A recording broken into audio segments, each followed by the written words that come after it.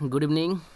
I hope कि आप अच्छे होंगे और आपने बाकी लेक्चर ओके कर लिया होगा। और ये हमारा 6 नंबर चैप्टर है जो कि पीडागॉजी चाइल्ड डेवलपमेंट से है। और देखो इसमें आप क्या करेंगे, ये थोड़ा इंपॉर्टेंट चैप्टर है तो इसको थोड़ा अच्छे से पढ़ना होगा। अधिगम के जो सिद्धांत हैं यानी लर्निंग के जो प्रिंसिपल्स होते हैं वो सारी चीज़ें सीखनी है इसमें। तो इसमें क्या हुआ कि जब हम कोई चीज़ सीखते हैं, ठीक है, तो सिद्धांत में क्या चीज़ें आती हैं कि प्राणी जो कोई चीज़ सीखता है तो क्यों सीखता है, कैसे सीखता है और क्या सीखता है।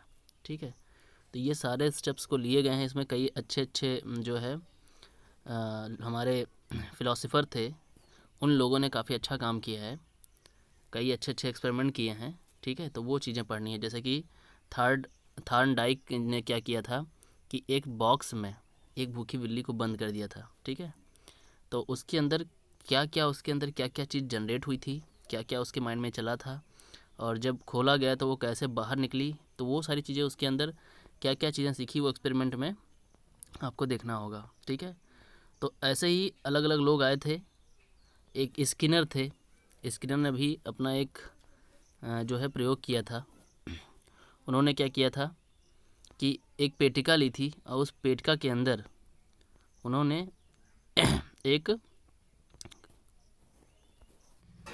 ठीक है, तो स्किनर ने जो अपना प्रयोग किया था वो पेटिका के अंदर एक चूहे को बंद करके अपना जो है एक्सपेरिमेंट किया था। उन्होंने देखा था कि क्या क्या चेंजेस उसके अंदर हो रहे हैं। ठीक है, तो ऐसे ही अलग अलग हैं इस चैप्टर में, और उन्होंने अपना अपना एक्सपेरिमेंट किया है अलग अलग जानवरों के साथ, अलग अलग एनिमल्स के साथ।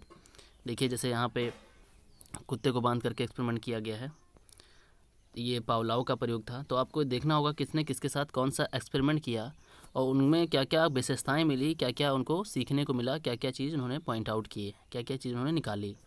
फिर ऐसे वाटसन का प्रयोग है। तो ये नॉर्मली आप बैठ करके देखोगे तो काफ़ी इंटरेस्टिंग है, याद हो जाएगा आपको। तो ये करना क्या है आपको कि आप बिल्कुल वही प्रोसेस करिए कि पहले चैप्टर मत पढ़िए। चैप्टर पढ़ने से पहले आप क्या काम करेंगे, सीधा आप पहले एक्सरसाइज करेंगे, फिर आकर के यहाँ आप करेंगे तो आपको ज़्यादा मज़ा आएगी। जैसे कोहलर का भी इसी तरह है। इन्होंने एक भालू को डंडे के साथ इनका एक्सपेरिमेंट रहा है। ठीक है, तो यहाँ अलग अलग देख रहे हैं आप कैसे कैसे ये ट्रीटमेंट किया है, क्या क्या इसके माइंड में हुआ होगा। ठीक है, तो सारी चीज़ें उन्होंने नोट करी है। तो ये पूरा चैप्टर बस केवल एक्सपेरिमेंट बेस्ड है। सारे जो जितने भी यहाँ पे फ़िलासफ़र हैं, जितने भी ये राइटर हैं, जितने भी बड़े बड़े हमारे पीडियोलॉजिस्ट हैं, तो ये पीडियोलॉजिस्ट लोग क्या कर रहे हैं, ठीक है, तो सीधा आप क्या काम करेंगे, फटाक से एक्सरसाइज पे पहुँचिए, ये सारी बातें हो जाएंगी। और एक्सरसाइज में कितने क्वेश्चन हैं पहले हम लोग नोट डाउन कर लेते हैं, वो सारे क्वेश्चन करने हैं। फिर फाइनली मैं आपका एक टेस्ट लूँगा और ये चैप्टर हम लोगों का एकदम ओके हो जाएगा। देखिए काफ़ी क्वेश्चन यहाँ पे हैं, टोटल 135 क्वेश्चन नज़र आ रहे हैं। ठीक है, यानी कि ये इंपॉर्टेंट चैप्टर रहा है। और ये आप जब देखोगे सारे क्वेश्चन करोगे तो कुछ क्वेश्चन आपको ऐसे नज़र आ जाएंगे जो जहाँ पे आप सोच सकते हो, समझ सकते हो, क्योंकि डेली लाइफ में ये सब चीज़ें होती रहती हैं। ठीक है, तो पीडागॉजी क्या है कि अभी मैं आपको आप पे पूरा टोटल छोड़ दे रहा हूँ कि बस आप प्रिपेयर करिए, आप क्वेश्चन करिए, आप इसको करिए। लेकिन मैं अभी लास्ट के 10 दिन, ठीक है, ये लास्ट के 10 दिन जो बचेंगे आपके, यानी कि मैंने 20 तक का टारगेट लिया है कि ये पूरा फिनिश हो जाएगा, 20 से 21 तक ख़त्म हो जाएगा। बाकी के जो 10 दिन होंगे उसमें मैं अपनी तरफ से पढ़ाऊँगा, और आप जब ये सारे क्वेश्चन करे होंगे तो आपके माइंड में काफ़ी कुछ जनरेट हो चुका होगा, तो फिर मज़ा आएगा पढ़ाई का। तो आप ये ज़रूर से ज़रूर करते रहिए। लगातार ये एक सीरीज़ जैसी चल रही है कि आप पर डे एक चैप्टर फिनिश कर रहे हो, वैसे आप फिनिश करते जाइए। और सबसे इम्पोर्टेंट बात, जो बाकी के जो चैप्टर्स मैं पढ़ा रहा हूँ, बाकी के जो पीडागॉजी चल रहे हैं, चाहे वो इंग्लिश के पीडागॉजी हो, चाहे वो मैथ का पीडागॉजी हो, ठीक है, तो ये भी ज़रूर साथ में पढ़ते रहिए, क्योंकि इम्पॉर्टेंट है। ये दोनों ही तीनों ही चीज़ जो रहेंगी ये साथ साथ चलेंगी तो ज़्यादा बेटर रहेगा। ठीक है, तो आज इसमें हम लोग जो है इंग्लिश पीडागॉजी को नहीं लेंगे, आज हम मैथ पीडागॉजी और प्लस इसमें कुछ ईबीएस के पार्ट को इंक्लूड करेंगे। ओके, तो अभी क्या काम करना है आपको कि जो पिछले हमारे कुछ लेक्चर हैं उसमें इंग्लिश पीडागॉजी को मैंने अच्छे से पढ़ाया हुआ है, और मैथ पीडागॉजी के 2 चैप्टर हो चुके हैं, आज तीसरा चैप्टर इंक्लूड करूँगा। तो ये सब चीज़ें आप बिल्कुल नोट्स, अलग अलग नोट्स बना लीजिए। ठीक है, आप मैथ्स का अलग नोट बना लें, आप जो है इंग्लिश का अलग नोट रेडी कर लें, और ऐसे ही ईबीएस का अलग नोट बना लें, और उसके बाद उस सारी चीज़ें मेंशन करें उसमें, ताकि रिवीजन के काम आए। क्योंकि आपका जब एग्ज़ाम आएगा तो आप कुछ दिन पहले वही रिवीजन कर लेना, बहुत अच्छा रहेगा। तो इस वीडियो से आप बिल्कुल नोट्स बढ़िया बना लीजिए, और जो बात समझ में ना आती है आप मुझे कमेंट करके पूछ लीजिए और उसको क्लीन रखिए, क्योंकि अगर पीछे अगर आपके डाउट बने रह गए तो आगे आपको बहुत प्रॉब्लम होने वाली है। ठीक है, तो डाउट को एकदम से गायब करिए, इसको फिनिश कर दीजिए एकदम से और फिर आगे बढ़ जाइए। ठीक है, तो चलिए आगे बढ़ते हैं हम लोग। और आज हम पढ़ते हैं मैथ पेडागॉजी का थर्ड। तो थर्ड चैप्टर स्टार्ट करने से पहले मैं ये बता दूं कि मैंने आपको ये पीडीएफ भेजा होगा। ये पीडीएफ बहुत इंपॉर्टेंट है, आप ये पीडीएफ पढ़ लीजिए। इसमें बहुत इजी लैंग्वेज में लिखा हुआ है, ये सारे पॉइंट्स बहुत ही इंपॉर्टेंट हैं। आपको जो मैं पढ़ा रहा हूँ वहीं से ये सारी चीज़ें उठी हैं। ठीक है, तो क्या रहेगा कि आप ये भी पढ़ते रहोगे और मेरे चैप्टर जो मैं चैप्टर पढ़ा रहा हूँ रेगुलरली वो भी पढ़ते रहोगे, तो दोनों एक साथ प्रिपेयर होती रहेंगी। ठीक है, तो ये बहुत ज़्यादा मस्ट हो जाता है कि आप ये पीडीएफ ज़रूर पढ़ लें ढूंढ करके। और अगर आपके पास ना मिल रहा हो तो मैं इसको फिर से सेंड कर सकता हूँ, बट ये आप ज़रूर पढ़ लें। मात्र 14 पेज का है। इस 14 पेज में से काफ़ी कुछ क्वेश्चन मैथ पेडागॉजी के आपके फंस जाने वाले हैं। ठीक है, तो ज़रूर से ज़रूर पढ़ें। हाँ, तो तीसरा चैप्टर हम लोगों का आ गया है गणित का महत्व, यानी मैथ का महत्व क्या है। हालांकि मैथ के बारे में थोड़ी बहुत चीज़ें हम पढ़ चुके हैं पहले ही, बट यहाँ और डिटेल में पढ़ेंगे कि जो है इसका लाइफ में कैसे क्या यूज है। ठीक है, क्यों अनिवार्य माना गया है, गणित शिक्षण का दैनिक जीवन में क्या उपयोग है, तो ये सारी चीज़ें हैं। तो देखो पहले एक एक पॉइंट से स्टार्ट करते हैं कि रोज़ के काम में भी यूज़ होता है। ठीक है, जैसे हमारी लाइफ में क्या है, लाभ हान साझा, समय, काम, मजदूरी, ये सारी चीज़ें मैथ से ही सॉल्व होती हैं। जैसे कि पहले ज़माने में क्या होता था कि धोबी के कपड़े गिनने पड़ते थे, तो उसमें भी मैथ लगता था। या फिर खाना बनाते समय समय, मसाले और तेल, इन सब का एक प्रॉपर अनुपात देखना पड़ता था। बाज़ार में लेन देन करना, मजदूरी, किराया, ये सारी चीज़ें गणित पर ही उपलब्ध हैं, यानी गणित से ही इनको आसानी से किया जा सकता था। तो डेली लाइफ में काफ़ी यूज है इनका। और बाकी अगला है सामाजिक एवं भौतिक समृद्धि का विकास।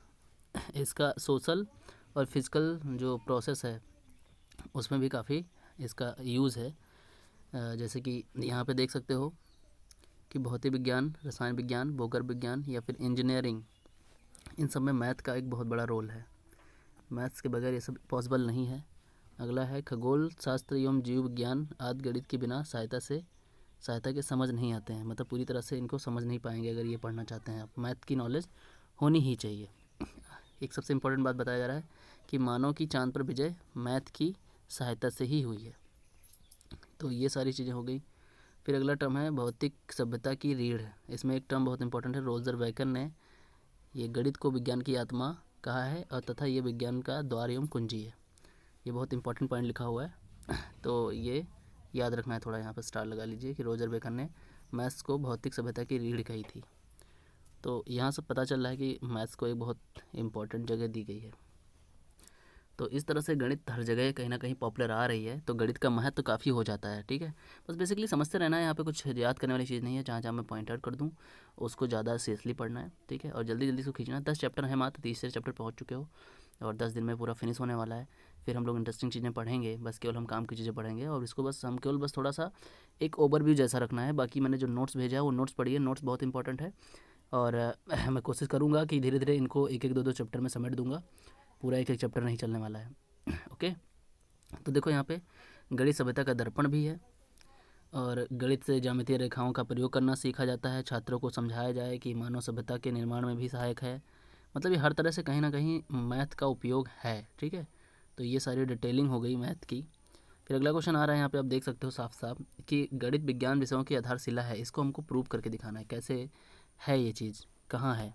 तो यहाँ देखो साफ साफ लिखी है, गणित आदिकाल से सर्वोच्च स्थान पर रहा है, इसलिए शिक्षा शास्त्री हर्बर्ट नन, पेस्टालॉजी, फेवरल, ये सारे क्या हैं, शिक्षा शास्त्री हैं, ये सब पीडालॉजिस्ट हैं। तो इन्होंने क्या कहा है कि प्लेटो ने अपनी पाठशाला के द्वार पर लिख दिया था, पाठशाला के द्वार पर ही लिखा था, जो व्यक्ति रेखा गणित को नहीं जानते वो उस पाठशाला में शिक्षा ग्रहण करने के ध्येय से प्रवेश ना करें। मतलब कि जिनको बताओ मैथ ना आती हो उसमें घर मतलब उसमें घुसे ही ना पढ़ाई करने के लिए। तो विषय जो था में आज विज्ञान इतनी तेज़ी से प्रगति कर रहा है, ये जो सब्जेक्ट है बहुत तेज़ी से आगे बढ़ रहा है। ठीक है, तो काफ़ी इसका यूज़ रहा। अब देखो न्यूटन ने क्या कहा था कि अभी हम समुद्र के किनारे पड़े कंकड़ पत्थर को बना रहे हैं, अथाह जल राशि का मंथन तो शेष है। पश्चिम में गणित की शिक्षा का बहुत ही ज़्यादा खास स्थान है। जैसे जैसे मानो आगे बढ़ता गया गणित में काफ़ी वो अच्छा काम करता चला गया। तो वही चीज़ बता रहे हैं कि मैथ्स को एक आगे चल करके काफ़ी कुछ नाम दिए गए। इनको सब विज्ञानों का सम्राट कहा जाता है, सभी कलाओं की रानी कहा जाता है। ठीक है। विज्ञान की आशुलिपि कहते हैं। बस ये ध्यान रखिए कि ओवरऑल कुल मिलाकर के ये है कि मैथ सारे सब्जेक्ट में सबसे ऊपर माना गया है, ठीक है। इसके बगैर कोई भी चीज़ हम क्लियरली आगे नहीं बढ़ा सकते, ठीक है। अब यहाँ देखिए जैसे लिखा हुआ है, जैन गणितज्ञ महावीराचार्य ने अपनी पुस्तक, उन्होंने एक पुस्तक लिखी है गणित सार संग्रह। तो ये थोड़ा इंपॉर्टेंट हो जाता है कि ये बुक किसने लिखी थी, क्योंकि पूछ सकते हैं बुक किसने लिखी है, ठीक है। तो मैं इन्होंने प्रशंसा करते हुए लिखा है कि लौकिक, बौद्धिक, सामाजिक जो व्यापार है उन सब में गणित का उपयोग है, ठीक है। तो यही चीज़ें हैं कि हम समझ पा रहे हैं कि गणित का कितना बड़ा उपयोग है। तो मैथ की बात कर चुके हैं बेसिकली। अब हम आज लोग थोड़ा बहुत ईवीएस की बात करेंगे, ठीक है। इन्वायरमेंटल जो स्टडी होगा उसकी बात करेंगे। इसमें मैं क्या करूँगा, कुछ इंपॉर्टेंट नोट मैं आपको भेज रहा हूँ, ये आपको बैठ के पढ़ना है थोड़ा सा भी। देखिए अभी मेरे पास क्या है कि अभी मैं आपको एक छोटा सा ओवरव्यू दे पा रहा हूँ, बाकी अब मैं क्लास स्टार्ट करने वाला हूँ। बस 2 या 3 दिन के अंदर ही अंदर हम लोग का ट्रिक बेस्ड सारा मटेरियल स्टार्ट होने वाला है। क्योंकि आप एक लेंदी प्रोसेस में हैं, तो 2-3 दिन आप लेंदी प्रोसेस थोड़ा अपना लें। आपको थोड़ा बोरिंग सा लगेगा, बट ये आपको बहुत अच्छा काम करने वाला है। क्योंकि जब आप ट्रिक बेस्ड पढ़ना शुरू करोगे तो आपको बहुत मज़ा आने वाला है। तो ये बोरिंग आपका बिल्कुल ख़त्म हो जाएगा। अभी थोड़ा झेलना पड़ता है क्योंकि हमको एक ऐसे तरीके से काम करना है कि माइंड सेटअप बन जाए और हमारे माइंड में हर चीज़ बनी रहे, ठीक है। तो ये हमारे पास से नोट्स मैं आपको दिखा रहा हूँ। ये आपको बस क्या करना है, बैठ करके नॉर्मली पढ़ना है। कुछ चीज़ें आपको याद होती हैं तो ज़्यादा सही है, और अगर नहीं याद होती हैं तो कोई इसको आपको सीरियसली एकदम रट्टा मारने की ज़रूरत नहीं है, बट थोड़ा थोड़ा बैठ के पढ़ सकते हो, ठीक है। ये नोट बहुत ही इंपॉर्टेंट नोट है, इसमें बहुत सारी चीज़ें मेंशन हैं। तो ये देखिए जैसे तापमान से रिलेटेड जितने भी क्वेश्चन हैं कि गर्मी में पश्चिमी राजस्थान में इतना हो जाता है, सर्दी में लेह में इतना नेगेटिव में चला जाता है, और सर्वाधिक बर्फबारी हिमालय में होती है, सबसे ज़्यादा वर्षा मौसिनराम मेघालय में होता है, सबसे कम वर्षा जैसलमेर राजस्थान में होता है। तो ये कुछ छोटे छोटे कुछ पॉइंट्स वाले ऐसे क्वेश्चन होंगे जो आप बैठ करके इसको आप ओके कर सकते हो, समझ सकते हो, ठीक है। और यहाँ बैठ करके आप पढ़िए, और ऐसे ही मैं ये पूरा भेजे दे रहा हूँ। और ये आप देख करके इसमें जो आपको लगे कि ईज़िली याद हो जा रहा है, मतलब थोड़ा सा एक पढ़ लीजिए ऐसे ही नॉर्मली। ये नोट आप बैठ के अगर पढ़ते हो तो मुझे लगता है कि 3 घंटे या 4 घंटे में, यानी कि 2-4 दिन आप आराम से पढ़िए, कोई दिक्कत नहीं है। आप एक दिन में पढ़ने की ज़रूरत नहीं है। तो ये ईवीएस का कुछ इंपॉर्टेंट क्वेश्चन आपका रेडी हो जाता है, ठीक है। और अब मैं स्टार्ट करने वाला हूँ बस बहुत जल्द। अब हम लोगों ने क्या है, थोड़ा इंग्लिश का भी कुछ पार्ट पढ़ लिया है, ठीक है। और मैथ्स के भी कुछ पेडागॉजीज़ ख़त्म कर लिए हैं, ठीक है। नोट्स भी मिल गया है हमको इसका। और ईवीएस का नोट्स मैं भेज दे रहा हूँ आज आपको। और ईवीएस का भी हम लोग थोड़ा बहुत पढ़ लेंगे, समझ लेंगे। ईवीएस का भी चैप्टर मैं स्टार्ट कर लूँगा। और अब क्या काम करना है हम लोगों को कि इनके साथ साथ हिंदी का अब मैं स्टार्ट कर दूँगा। और हिंदी का कोई टेंशन नहीं है, हिंदी बिल्कुल आसान है, आप इसकी टेंशन मत लें। अब ये जो बच रहा है आपका, ये इंग्लिश, मैथ्स और ईवीएस, ठीक है। ये जो 3 आपके टॉपिक हैं, इन तीनों को मैं इंक्लूड करने वाला हूँ ट्रिक बेस्ड, ठीक है। ट्रिक बेस्ड, और क्या क्या खास खास चीज़ें रहेंगी, कैसे इनको हम करेंगे, किसी क्वेश्चन को डील करेंगे, क्योंकि ये सेकंड पार्ट में आता है। एक पार्ट आपका पेडागॉजी होता है और सेकंड पार्ट आपका सीधा सीधा उसका क्वेश्चन होता है, ठीक है। जैसे इंग्लिश का ग्रामर पोर्शन हो जाता है, ठीक है। और मैथ का आपका कुछ क्वेश्चन होते हैं जिनमें हमें न्यूमेरिकल सॉल्व करने पड़ते हैं। और ईवीएस में कुछ पेडागॉजी के क्वेश्चन होते हैं, कुछ डायरेक्ट क्वेश्चन होते हैं। तो डायरेक्ट क्वेश्चन यही है जो हमने आपको नोट भेजा है, डायरेक्ट क्वेश्चन यहाँ से हो जाएंगे। और पेडागॉजी मैं आपको करा दूंगा। पेडागॉजी में इसका एक एक 1 बाय 1 चैप्टर नहीं पढ़ाने वाला हूँ, इसका मैं 2 या 3 लेक्चर में पूरा पेडागॉजी फिनिश कर दूँगा, ठीक है। तो पूरी बात समझ में आ गई।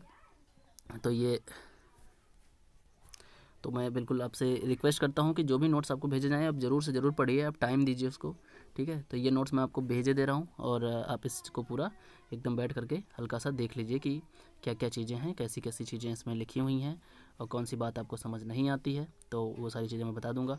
बाकी मैं बहुत जल्द इन सब पे रिलेटेड मैं ट्रिक शेयर करने वाला हूँ, और ट्रिक का पूरा एक वीडियो डाल दूँगा मैं आपको, और वो पूरा आप ट्रिक बैठ करके एकदम ओके कर लीजिएगा। बहुत सारे क्वेश्चन आपके ट्रिक में एकदम सीधे सीधे फंस जाएंगे, तो नो प्रॉब्लम। बस आप बैठ करके थोड़ा थोड़ा चीज़ें आराम से पढ़ते रहिए, और टेस्ट ज़रूर दें टाइम निकाल करके। और अपना खुद का एक अपने हाथों से एक नोट्स ज़रूर बनाइए, क्योंकि खुद का नोट्स दुनिया का बेस्ट नोट माना जाता है, ठीक है। तो खुद का एक नोट ज़रूर